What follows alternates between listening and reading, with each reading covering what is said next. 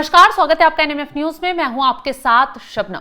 इस वक्त मेक्सिको बुरी तरह जल रहा है और जलने के पीछे की वजह जानेंगे तो आप हैरान हो जाएंगे। दरअसल मेक्सिको में सेना ने कुख्यात ड्रग्स माफिया एल मोंचो को मार गिराया, लेकिन उसकी मौत के बाद मेक्सिको में बुरी तरह बवाल भड़क गया। हालात बेकाबू हो रहे हैं, तनावपूर्ण हो गए हैं। कार्टेल में बदले की कार्रवाई शुरू कर दी गई है, हाईवे बंद हो गए हैं, उड़ानें रोक दी गई हैं और तो और लोग अपनी जान बचाकर भाग रहे हैं क्योंकि एक दूसरे पर ही फायरिंग की जा रही है। बताया जा रहा है कि एल मोंचो के गैंग के लोगों ने कई राज्यों में गाड़ियों में आग लगाकर मुख्य सड़कों को ब्लॉक कर दिया है और दुकानों में आग लगा दी है। अधिकारियों के मुताबिक यह हिंसा जलिस्को राज्य के टापलापा में मैक्सिकन स्पेशल फोर्स के एक हाई प्रोफाइल ऑपरेशन के बाद हुई है, जिससे यूएस इंटेलिजेंस सपोर्ट से अंजाम दिया गया था।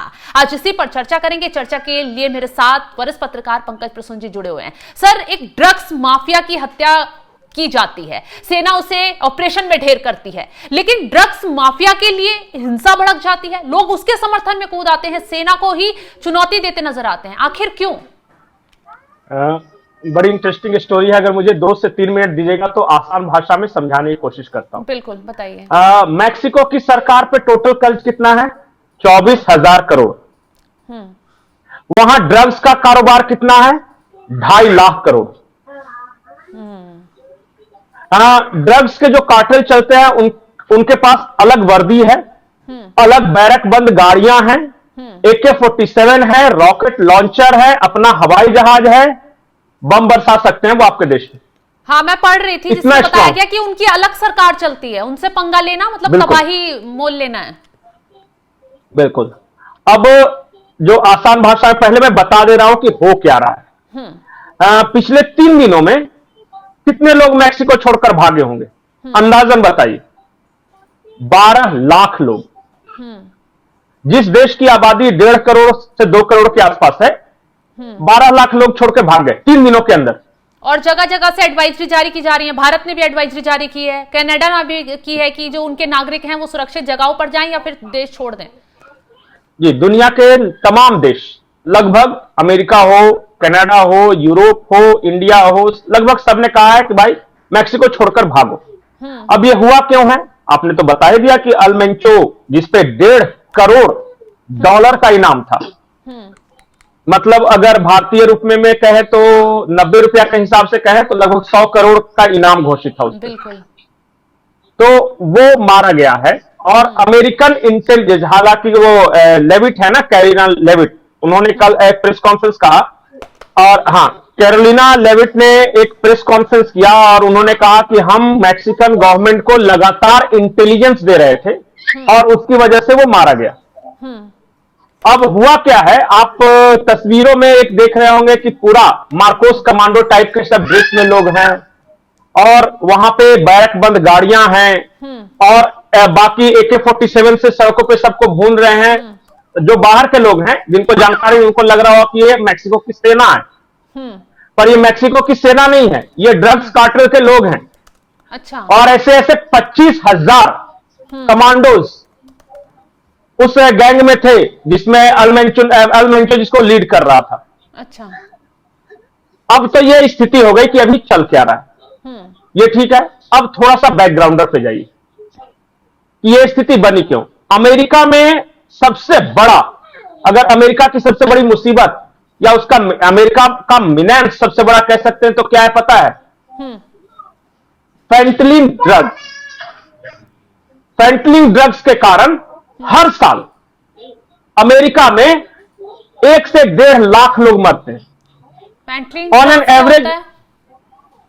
वही मैं बता रहा हूं कि पर डे समझिए कि ये 100 से 150 लोग पर डे मर जाते हैं। अच्छा। फेंटलिन एक ड्रग्स है जिसको चाइना बनाता है और वो चाइना क्या करता है, कनाडा और मैक्सिको के रास्ते वो अमेरिका में भेजता है, मतलब सप्लाई करता है। हाँ, और ये बहुत बड़ा कारोबार है। आपको कोलंबियन ड्रग्स कार्टेल हो, मैक्सिकन ड्रग्स कार्टेल हो, कैनेडियन ड्रग्स कार्टेल हो, सब फेंटलिन के कारोबार में लगे हुए। अभी वेनेजुएला पर इसीलिए कार्रवाई हुई थी ना, वेनेजुएला के राष्ट्रपति को इसलिए उठाया था क्योंकि ड्रग्स के कारोबार का आरोप लगा था। नहीं, बहाना ये बनाया था कि ड्रग्स का कारोबार हो रहा है, लेकिन मकसद कुछ और भी था, कच्चा तेल वगैरह भी था। तो अब ये तो फेंटलिन के बारे में बता दो, फेंटलिन के बारे में थोड़ी सी जानकारी दे दो कि ये हेरोइन से 15 गुना ज्यादा घातक है। अच्छा। ज्यादा नशा। 1 ml अगर आप लेते हैं तो आपको समझिए कि अपने यहां की बात करें तो 20 गांजे की फूंक के बराबर। 20 बार जो चिलिम भर के गांजा मारते हैं वो 1 ml है उतना। और ये अमेरिका में बड़े पैमाने पर ये पूरा जाल फैला हुआ है। अब चाइना कैसे काम करता है, वो क्या करता है कि सबसे पहले तो फेंटलिन बनाया और उसको कनाडा और मैक्सिको में भेज दिया। और कनाडा मैक्सिको के जो ड्रग्स कार्टेल है वो उसे अमेरिका में पेनिट्रेट करवाते हैं। और अमेरिका में कॉलेजेस, मॉल्स, हर जगह आपको ये फेंटलिन आराम से मिलता दिखाई दे देगा। लेकिन सरकारें इसमें क्या कर रही हैं? सरकार की नाक के नीचे ये पूरा संगठन गठित हो जाता है, हथियार तक पहुंच जाते हैं, सब कुछ डेवलप हो जाता है और उसके बाद सब चुप्पी और उसके बाद खेल किया जाता है। इसको समझने के लिए फिर मैं ओपियम वार, सुना है कभी नाम? इतिहास में काफी लंबे वर्षों तक चला था, 13 साल तक ओपियम वार चला था। अब मैं बताऊंगा कि अभी क्या हो रहा है। एक छोटी सी कहानी है। कहानी यह है कि जब चाइना को बर्बाद करना था तो यूरोपियंस ने उसको अलग अलग पार्ट में डिवाइड कर दिया और एक एक पार्ट पे कब्जा कर लिया। और फिर वहां क्या किया, अफीम की खेती कराने लगे और वहां के लोगों को अफीम देने लगे, चाइना के लोगों को। और फिर चाइना ने इसके खिलाफ लड़ाई लड़ी। पहले तो यूरोपियन कंट्रीज आपस में लड़ते रहे और फिर चाइना के लोगों ने लड़ाई लड़ी और इसको कहते हैं the great opium war history में। तो चीन को जिस तरह नशे से बर्बाद किया यूरोपियंस ने, अब यही यूरोपियंस जाके अमेरिकी बन गए हैं। तो अमेरिका और कुछ नहीं है। दूसरे देश को बर्बाद करने के लिए हथियारों की जरूरत नहीं है, नशे तस्करी को आगे बढ़ा दो, वहां के जो युवा हैं उन्हें नशे में डुबा दो, अपने आप वो देश बर्बाद होगा। मैक्सिको जैसे हो रहा है। चाइना के युवाओं को नशे में डुबाया, अब चाइना बदला ले रहा है। अच्छा। और बदला ले रहा है 70s के दशक से ये सारा कुछ चल रहा है, एक दिन का ये बात नहीं है। और अब वो ड्रग्स कार्टेल इतने स्ट्रांग हो गए हैं, इतने स्ट्रांग हो गए हैं कि सालाना 2.5 लाख करोड़ का ये बिजनेस है, धंधा सिर्फ मैक्सिकन ड्रग्स कार्टेल का। कोलंबिया ना कैनेडियन छोड़ दीजिए। इसलिए आपको याद होगा कई देशों की सरकारों का समर्थन भी मिल रहा है इस कारोबार के लिए। बिल्कुल बिल्कुल। और बहुत पैसे आमदनी हो रही है। आपको याद होगा कि अमेरिका ने सबसे पहला जो टैरिफ लगाया था किन 3 देशों पर लगाया था? सबसे पहला टैरिफ कनाडा, मैक्सिको और चाइना। और क्या कहकर लगाया था कि फेंटलिन हमारे यहां ये भेज रहे। अच्छा। इसको मैं किसी भी कीमत पर चलने नहीं दूंगा। आपको याद होगा कि अमेरिका से एक विजुअल आया था कि मैक्सिकन बॉर्डर पे अमेरिकी सेना के हेलीकॉप्टर्स नीचे लोगों पे गोलियां बरसा रहे हैं। बिल्कुल। और वहां पर सैनिक भी तैनात कर दिए गए थे कि किसी तरह यहां से इन्हें खदेड़ो। बिल्कुल।